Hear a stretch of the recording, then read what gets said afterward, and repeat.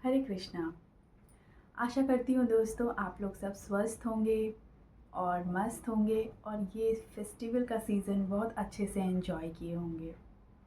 दोस्तों अगर आप कोई कॉम्पिटिटिव एग्ज़ाम्स दे रहे हैं, अगर आप साल दर साल उसकी तैयारी करके कुछ डीमोटिवेट हो गए हैं, तो आपको मोटिवेट करने के लिए ये वीडियो है। दोस्तों, हर किसी एग्ज़ाम में हर इंसान सक्सेसफुल नहीं हो सकता है, लेकिन लाइफ के एग्ज़ाम में हर कोई सफल हो सकता है। आपकी इस जर्नी को और आसान बनाने के लिए आपको एक बहुत अच्छा मेडिटेशन मैनिफेस्टेशन प्लान देने के लिए मैं ये वीडियो लेकर आई हूँ।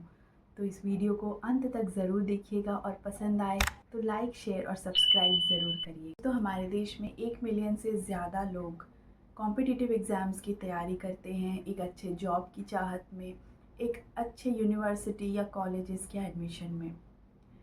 कुछ जो फॉर्चुनेट लोग होते हैं, लकी लोग होते हैं, वो 1 साल में ही क्रैक कर लेते हैं या शायद फर्स्ट अटेम्प्ट में ही क्रैक कर लेते हैं।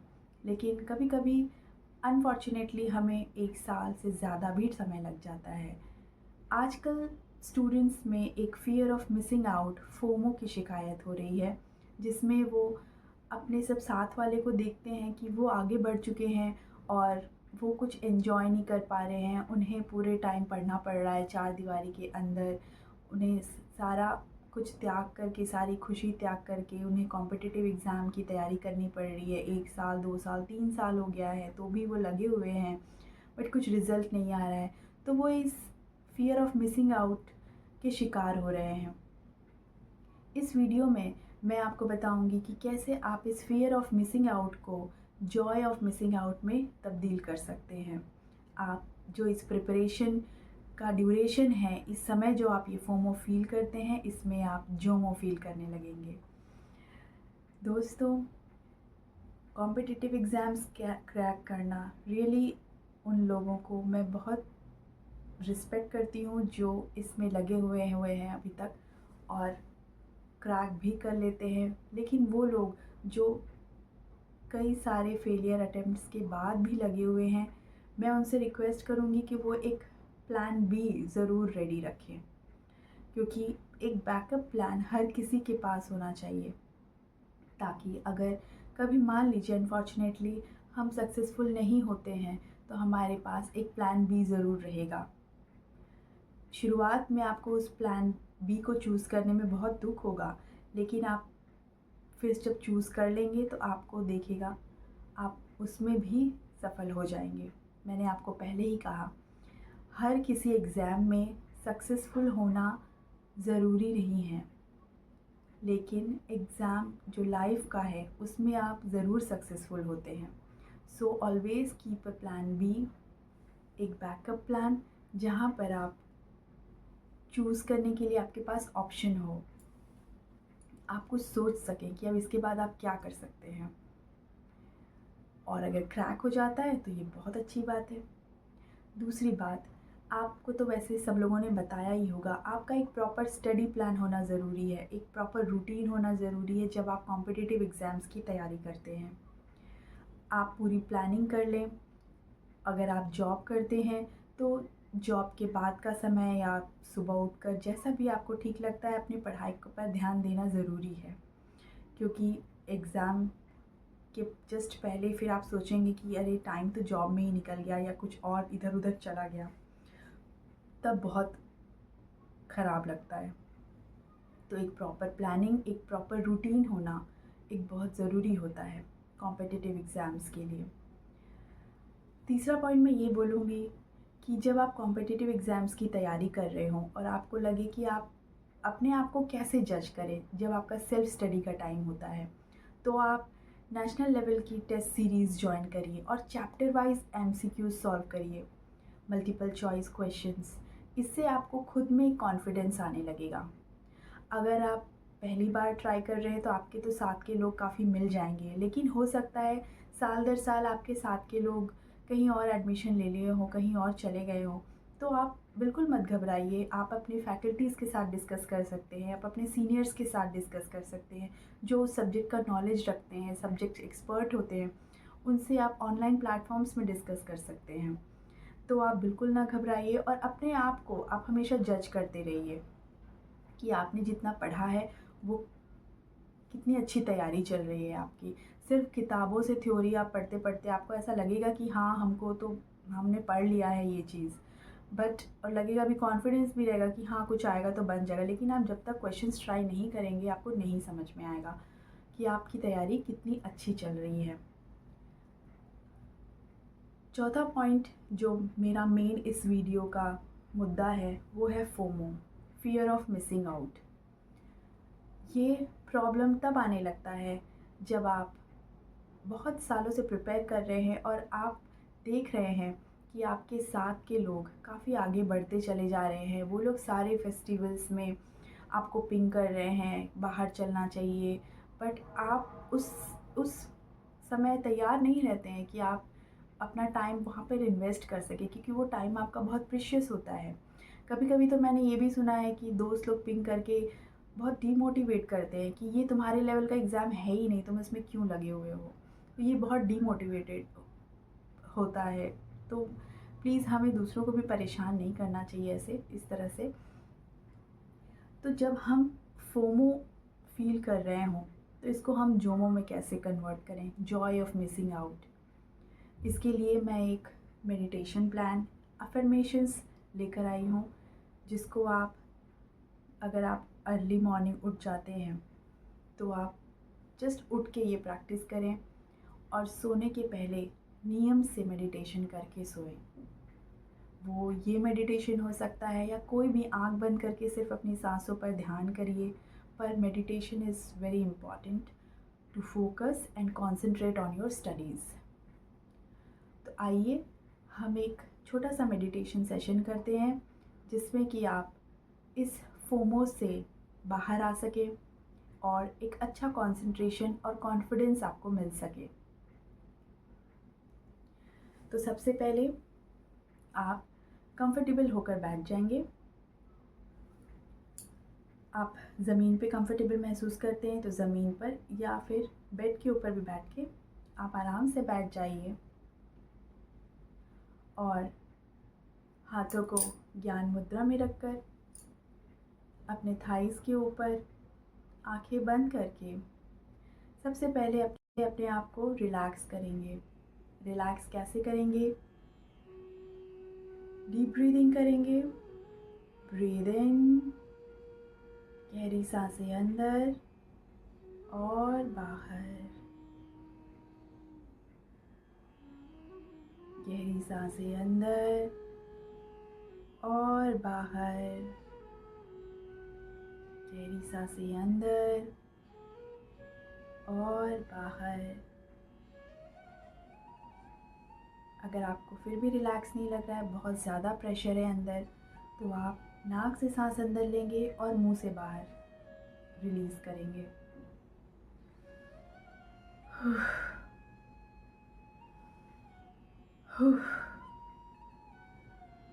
Deep inhale and exhale with a sigh.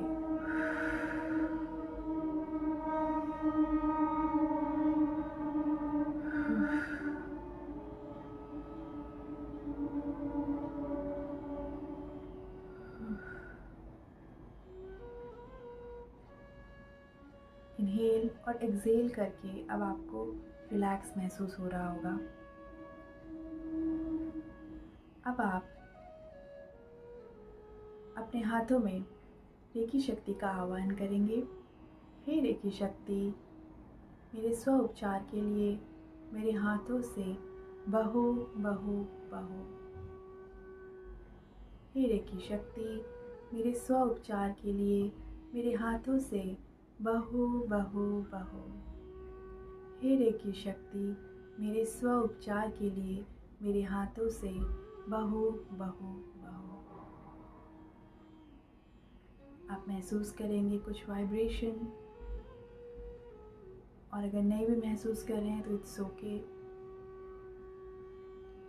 अपने हाथों को आप सोलर प्लेक्सस चक्र, मणिपुर चक्र के ऊपर रखेंगे। फोमो में हम सेल्फ लव, अपने आप को प्यार करना भूल जाते हैं, तो इसको और अपने कॉन्फिडेंस को बूस्ट अप करना है। कॉन्फिडेंस को बूस्ट अप करने के लिए हम अपने मणिपुर चक्र पर ध्यान करते हैं और अपने आप से प्यार बढ़ाने के लिए हम स्वाधिष्ठान चक्र, जो आपके नाभि के 2 इंच नीचे होता है, वहाँ पर ध्यान करते हैं। तो पहले हम अपने सोलर प्लेक्सस चक्र पर अपने कॉन्फिडेंस को बूस्ट अप करेंगे। आप अपने हाथों को अपने नाभि के ऊपर रखते हुए महसूस करेंगे एक प्रकाश को,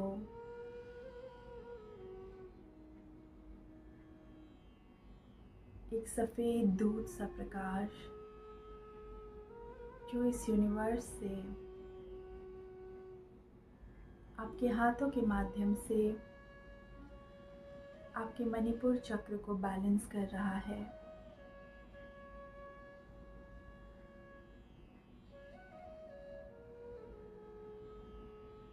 आपका मणिपुर चक्र बैलेंस हो रहा है। आपके पूरे पेट का रीजन, आपका स्टमक, आपका लिवर,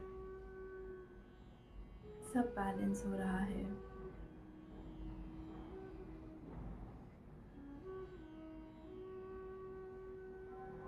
एक कुछ ठंडा ठंडा सा महसूस होने लगेगा।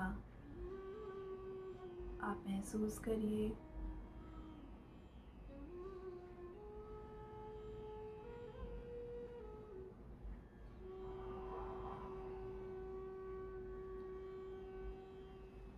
अब अपने स्वादिष्ठान चक्र, जो आपके नाभि के नीचे है, वहाँ पर अपने दोनों हाथ को इस तरह रखते हुए एक के ऊपर एक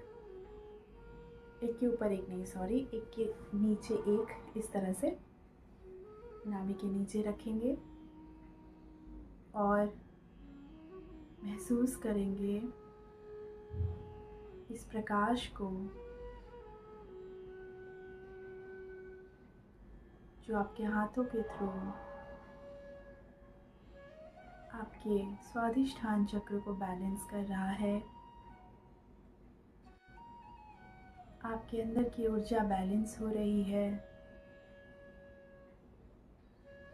हमारे चक्रों में डिसबैलेंस होने की वजह से हम बीमार हो जाते हैं। हमें फिज़िकल और मेंटल हेल्थ इश्यूज़ होने लगते हैं। हम इस हीलिंग मोडालिटी की हेल्प से अपने चक्रों को बैलेंस करते हैं। महसूस करिए आप अपने आप से बहुत प्यार कर रहे हैं।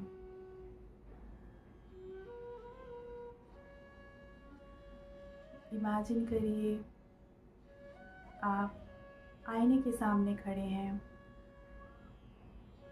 अपना पूरा फेस इमेजिन करिए।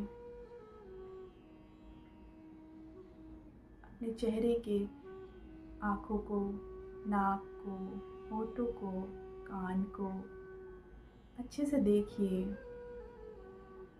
और अपने आप से कहिए,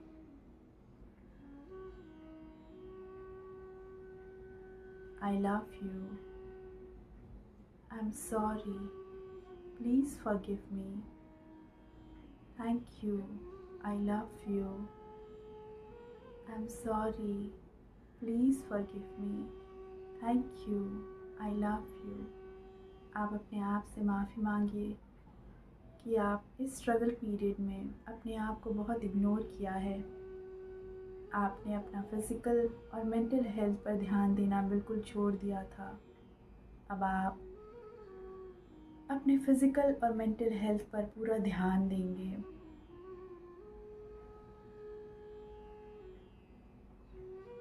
आधे घंटे की वॉकिंग,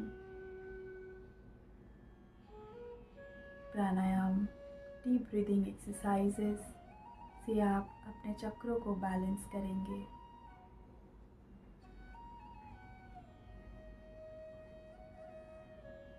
महसूस करिए इस क्षण की गहरी शांति को। रिलीज़ करिए सारे स्ट्रेस को देखिए। आप अपने डीप ब्रीद इन और डीप ब्रीद आउट करते हुए आप इस यूनिवर्स की सारी पॉजिटिव ऊर्जा को अपने अंदर ले रहे हैं और आपकी बॉडी के अंदर जो भी नेगेटिव वाइब्स है वो सब बाहर निकल रहा है, सब बाहर निकल रहा है। अब अपने हाथ के ऊपर दोनों हाथों को ऐसे रखें और एक यूनिवर्स का, अपने इष्ट देवताओं का असीम प्रेम को महसूस करिए। आपके माता पिता आपसे बहुत प्यार करते हैं। आपके साथ रहने वाले लोग आपसे बहुत प्रेम करते हैं। अपने आप को एक वाइब्रेंट एनर्जी से भर लीजिए जो इस यूनिवर्स में प्रचुर मात्रा में है, बहुत सारा है।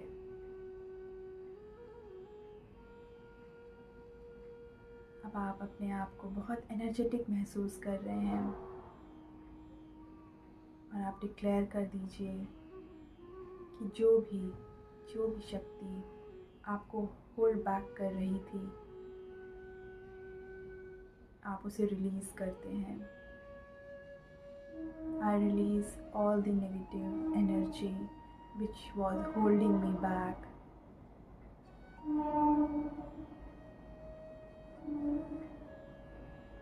अब आप महसूस करिए आपके अंदर इतना सारा प्रकाश भर चुका है कि आप अपने आसपास भी आपसे जो भी मिलेगा आप सबको एक पॉजिटिविटी महसूस कराएंगे। आपसे मिलकर लोग खुश हो जाएंगे। आपके अंदर इतनी पॉजिटिव ऊर्जा है। हाथों को रिलैक्स करते हुए अपने हाथों को थाइस के ऊपर रखिए। डीप ब्रीदिंग करते हुए आप महसूस करेंगे एक पॉजिटिव ऊर्जा आपको बहुत रिलैक्स कर चुकी है।